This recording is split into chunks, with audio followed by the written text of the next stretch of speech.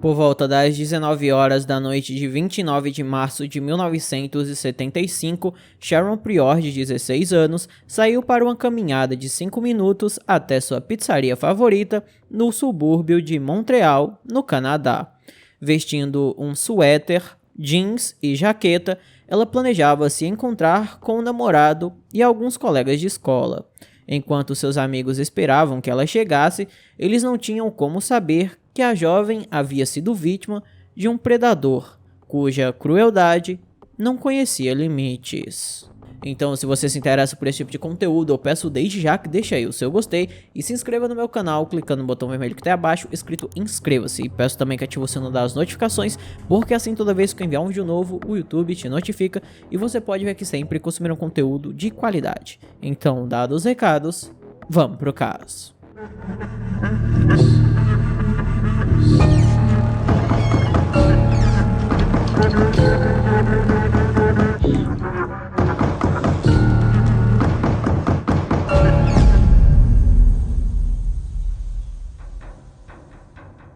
Como era sábado à noite, seu toque de recolher foi estendido para 1h da manhã. Quando ela não voltou para casa no horário combinado, sua mãe, Yvonne, ligou para vários de seus amigos, esperando que ela estivesse com eles. Quando soube que sua filha não tinha chegado à pizzaria, ela sabia que algo estava terrivelmente errado. Com o coração apertado, Yvonne registrou um boletim de ocorrência de desaparecimento na polícia local. Em uma tentativa equivocada de acalmar os nervos da mulher, claramente perturbada, o oficial de plantão levantou a possibilidade de Sharon ter fugido, o que ele garantiu que acontecia o tempo todo. Yvonne então disse que conhecia sua filha melhor do que ele e que nunca, jamais, ela faria algo assim.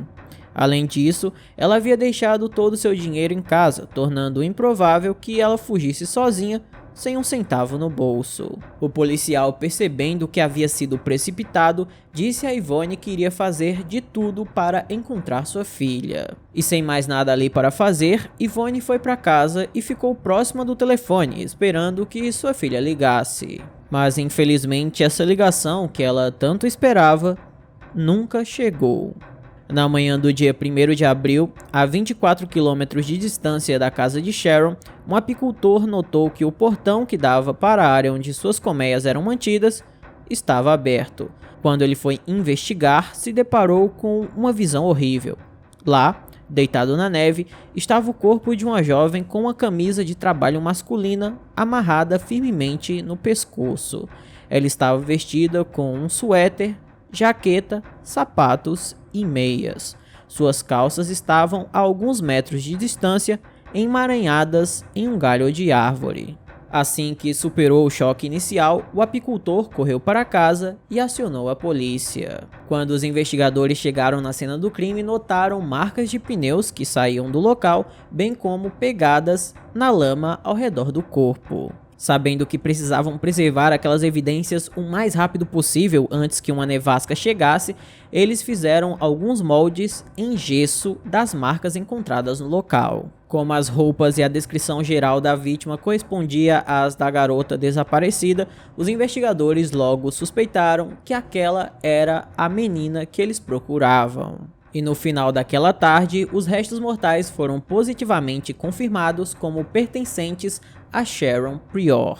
Uma autópsia mostrou que a mandíbula dela foi fraturada em ambos os lados. Também foi notado que vários de seus dentes foram arrancados. Uma perfuração encontrada em seu rosto foi atribuída à borda irregular de um dente que rasgou sua bochecha durante o ataque. Estima-se que ela estava sem vida há pelo menos 20 horas antes de seu corpo ser descoberto. Um resíduo pegajoso encontrado em seu cabelo e em torno de seus pulsos levou o médico legista a concluir que a jovem havia sido amarrada com fita adesiva, que havia sido removida após o ataque. Como nenhuma fita foi encontrada no local, presumiu-se que o criminoso a havia levado com ele em um esforço para encobrir seus rastros. Antecipando possíveis avanços tecnológicos, os investigadores resolveram preservar sangue e tecidos encontrados no local. Da mesma forma, a camisa que foi usada para ceifar a vida de Sharon e a calcinha que ela usava foram guardadas por segurança. Foi determinado que a adolescente havia sido violada antes de ser sufocada. A causa oficial da morte foi considerada homicídio e os investigadores teorizaram que a maior parte do ataque ocorreu dentro de um veículo. Eles chegaram a essa conclusão depois de observar que as solas de seus sapatos estavam intactas, indicando que ela não havia andado na lama e na neve. Se essa suposição estivesse correta, significaria que ela provavelmente estava inconsciente quando foi carregada para o local onde seu corpo foi descoberto. Um galho de árvore encontrado agarrado em sua mão sugere que ela chegou a algum ponto e agarrou a coisa mais próxima que pôde encontrar, em sua luta desesperada para sobreviver. Quando as impressões das marcas de pneus encontradas na cena do crime foram analisadas, chegou-se à conclusão de que elas podiam pertencer a cerca de 37 modelos que estavam em circulação. Entre esses modelos estava um Jeep Wrangler, informação essa que na época não foi muito relevante, mas depois se tornou peça fundamental para a conclusão do caso. Sem torres de celular para fazer o rastreio, sem teste de DNA para identificar um suspeito, sem vídeo de vigilância e sem testemunhas do sequestro, encontrar o responsável pelo crime se mostrou uma missão quase impossível. Depois de esgotar todas as pistas que surgiram, as autoridades acabaram colocando o caso em segundo plano e passando para outros crimes que consideravam solucionáveis. E foi assim que esse caso chegou ao fim. Ao menos era isso que todos acreditavam. No entanto, mais de 40 anos depois, essa investigação que já estava morta foi revivida e o caso foi finalmente solucionado. No ano de 2022, o DNA retirado das roupas encontradas na cena do crime de Sharon foi analisado em um banco de dados genealógico. Embora as amostras não correspondessem a um indivíduo específico, o sistema foi capaz de restringir a origem das secreções à linhagem da família Romini.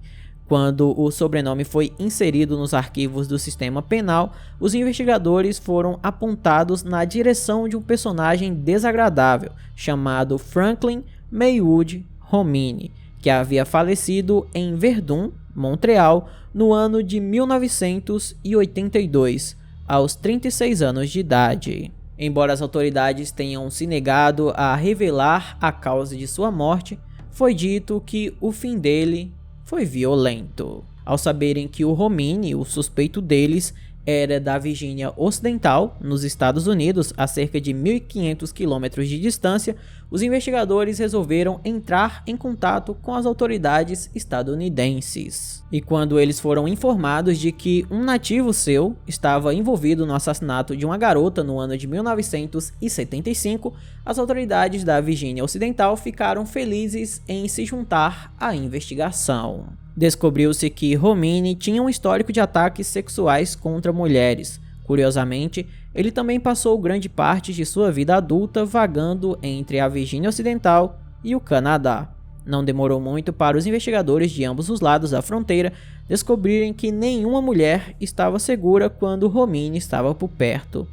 Pelo que os detetives puderam reunir, ele passou grande parte de sua vida entrando e saindo de prisões e centros de detenção juvenil.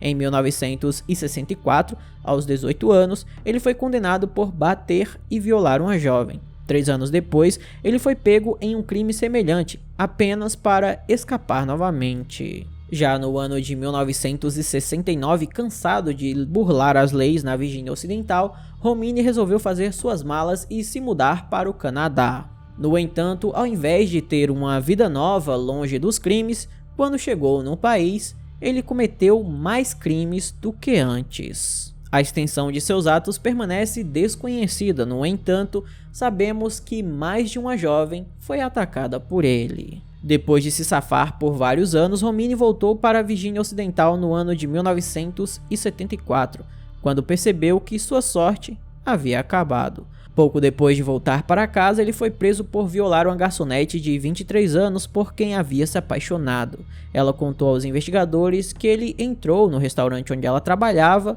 e a convidou para sair. Quando ela recusou educadamente, ele saiu do local furioso, apenas para voltar no final da tarde e encará-la pelo resto de seu turno. Determinado a ter aquela garota, Romine a seguiu até em casa uma noite e esperou do lado de fora até que as luzes se apagassem.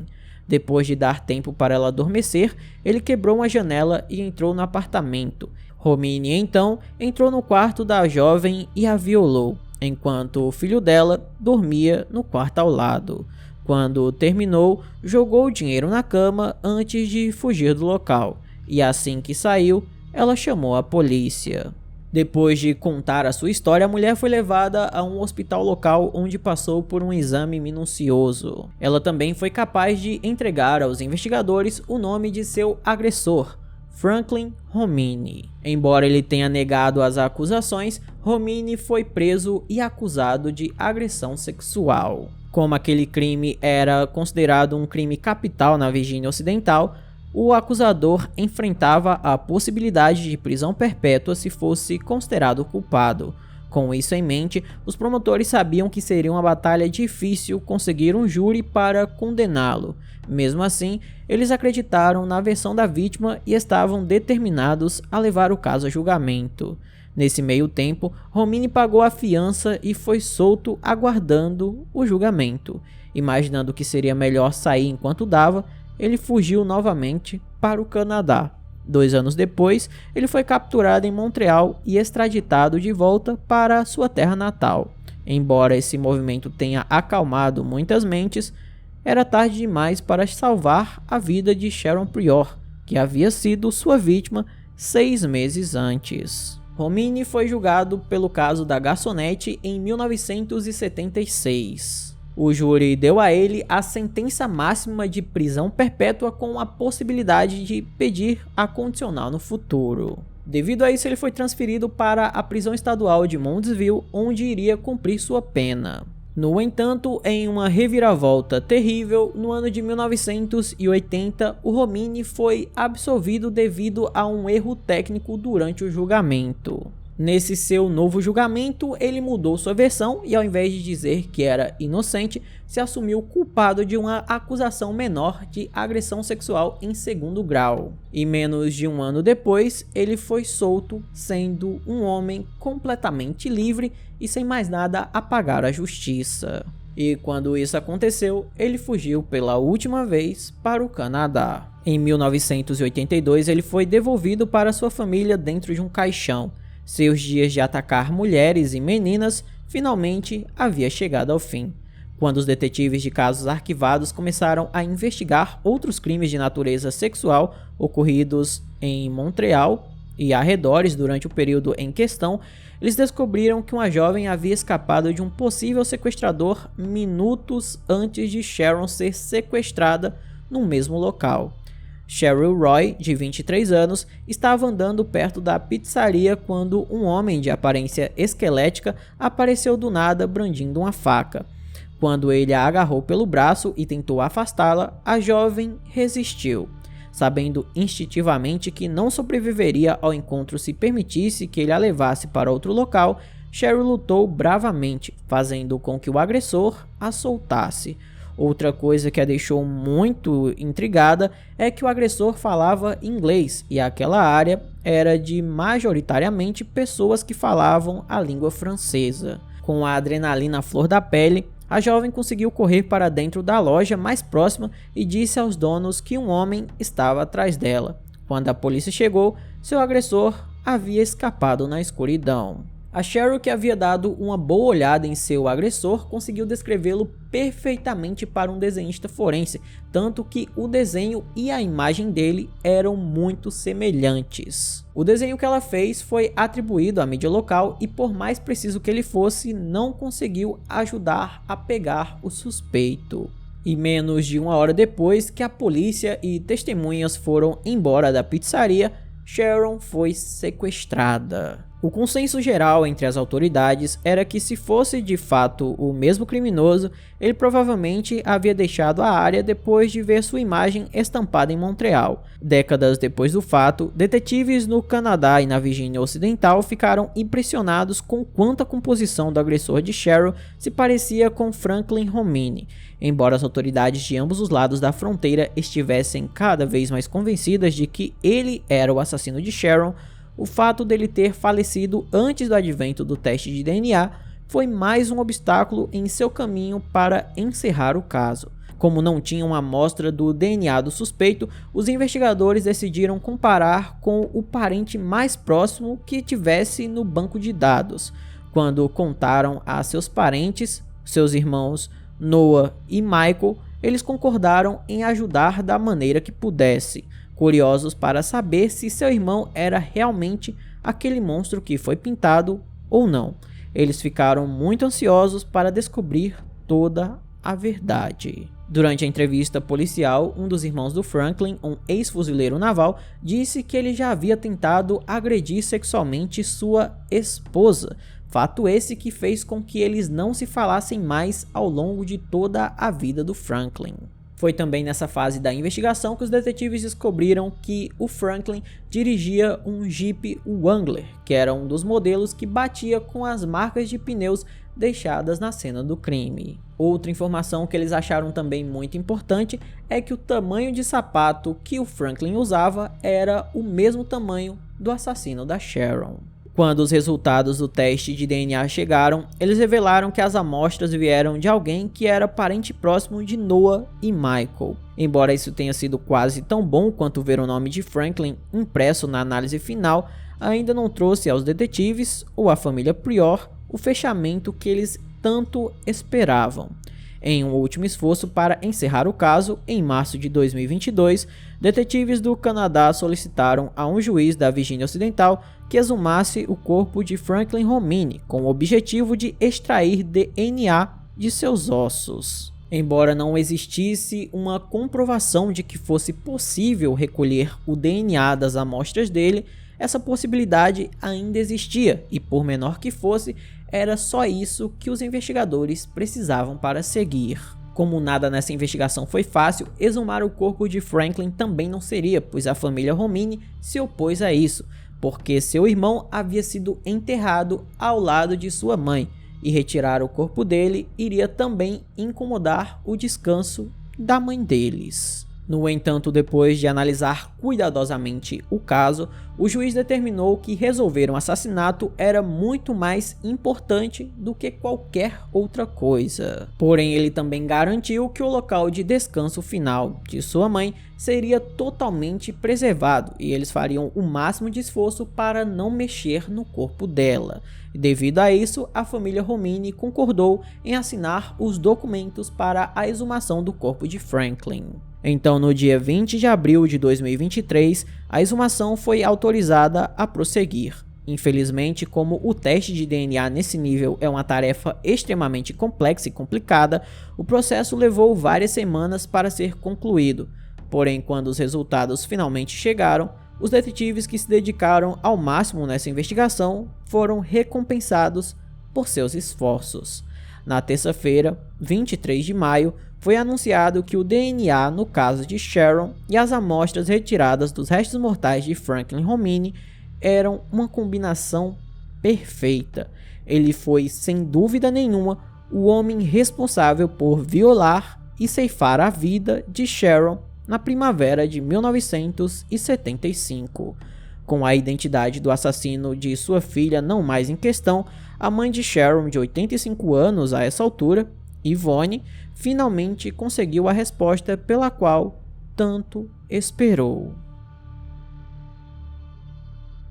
Então esse foi o vídeo de hoje, espero imensamente que vocês tenham gostado da forma como narro os casos e nunca do que acontece. Se você gostou, eu peço que deixe um like, se inscreva no canal, mande para todos os seus amigos, me siga nas minhas redes sociais. Se quiser apoiar o canal, temos várias opções como o Pix, o Seja Membro e o Valeu Demais, vai de você escolher a qual você acha melhor. Por hoje é só, até a próxima e tchau!